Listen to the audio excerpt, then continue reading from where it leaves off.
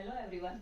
आज हम एक छोटा सा सम करने वाले हैं। उस सम के थ्रू हम सीखने वाले हैं बैलेंसिंग ऑफ लेजर अकाउंट।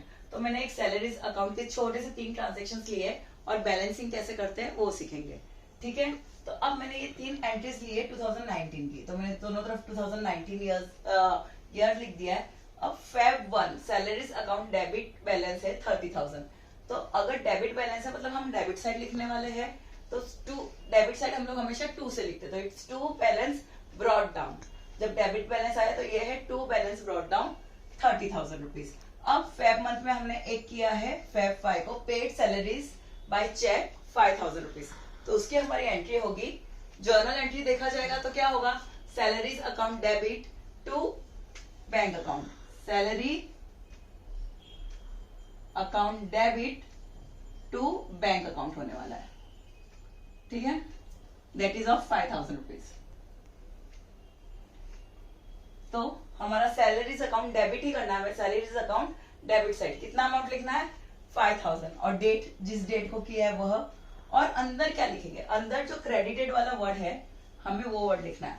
हमने सैलरी पे की है, हमारा एक्सपेंसेस है, इसलिए हम डेबिट साइड लिखेंगे। हमने पे कैसा किया है, बैंक थ्रू पेमेंट किया, हमने सामने वाले को पेमेंट कैसे किया है, बैंक से, तो हम अंदर वर्ड लिखेंगे बैंक। अब और कुछ फेब की एंट्री नहीं है, लेजर्स हमेशा मंथ वाइज बना जाता है, सारी एक एंट्री साथ में नहीं करते। फेब हो गया, मार्च हो गया, वो मंथ ऑन मंथ होता है। तो अभी इसका टोटल कितना हो चुका है, इट्स 35,000। वही सामने की लाइन में भी हम लिखेंगे 35,000। अब यहाँ पे बैलेंसिंग करने के लिए कुछ तो लिखना पड़ेगा, तो मैं क्या लिखूंगी, इस मंथ की लास्ट डेट को, तो फेब की लास्ट डेट है 28 और 2020 2024 जो 4 से डिवाइड होते हैं वो ईयर होते हैं, तो उसमें लास्ट डेट आती है 29। ठीक है, यहां हम लिखेंगे बाय बैलेंस कैरीड डाउन। यहाँ का ये बैलेंस अगले महीने में हम कैरी करेंगे, कितना करेंगे 35,000। अब ये जो अमाउंट है यही अमाउंट हमारा नेक्स्ट मंथ के लिए क्या हो जाएगा, यहाँ पे ब्रॉट डाउन हो जाएगा।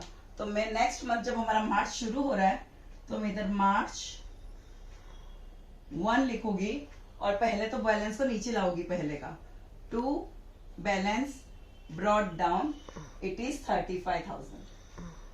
ठीक है, अब मार्च में कितने ट्रांजेक्शन है, एक है पेड सैलरीज 3,000। अब मैंने यहाँ पे चेक कैश कुछ नहीं बोला है, तो इसे हम अज्यूम करेंगे कैश।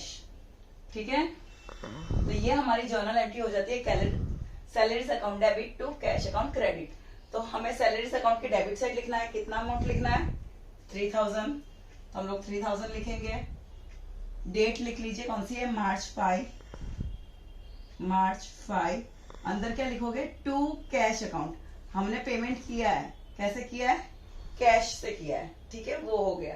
अब इसका और कोई ट्रांजेक्शन नहीं है तो हम टोटलिंग करेंगे। टोटल कितना हो गया 38,000, जो हमें दोनों तरफ लिखना है। यहाँ पे भी 38,000 है, यहाँ पे भी 38,000 है। बट अब 31 मार्च है, मार्च की लास्ट डेट क्या होती है 31 मार्च, तो हम मार्च 31 को करेंगे।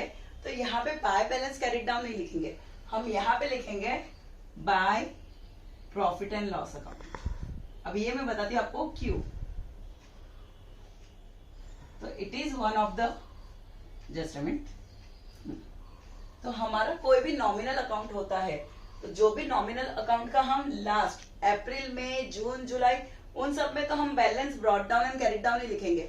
लेकिन जब हमारा ईयर खत्म होता है, last day of the year जो 1 अप्रैल से 31 मार्च होता है, तो लास्ट डे को 31 मार्च को हम वो सारे नॉमिनल अकाउंट के जो भी खर्चे होते हैं उसको हम या तो प्रॉफिट एंड लॉस में ट्रांसफर करते हैं या ट्रेडिंग अकाउंट में।